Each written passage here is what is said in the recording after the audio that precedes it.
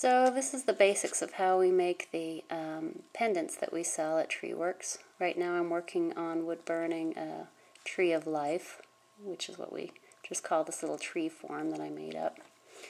I'm burning it right now on juniper wood, which is one of my favorites to work with, not only because it turns out looking really nice and clean, it's easy to see the wood burning, but also because the wood smells really good while you're burning it. In the top left corner there you can see some dark wood that's just got a circle stenciled on it. That's walnut.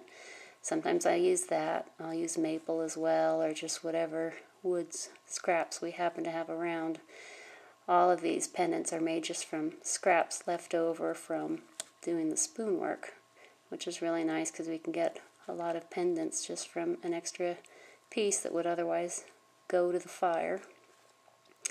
So after I've cut the piece out on the bandsaw, I sand it and I drill a hole in it, and then it's ready to go and be burned.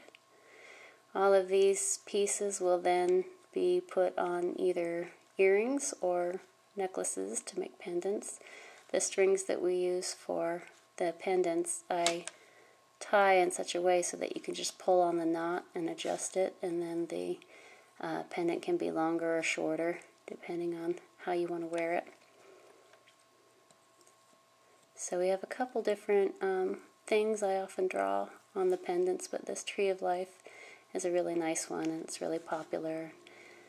The trick to it is to make lots of tiny little squiggly lines. Straight is the enemy here. Trees aren't generally straight, so the drawing shouldn't be either. There you have it. So here are a couple of the other types that I make too. There's my earrings, and a couple other forms and shapes that we sometimes have. You can see you can do it in different ovals or rectangles or all sorts of different shapes, just depending on what I've stenciled. But that's the basics to burning the tree, and once I put some oil on it, I'll just put a string through it and it'll be ready to wear.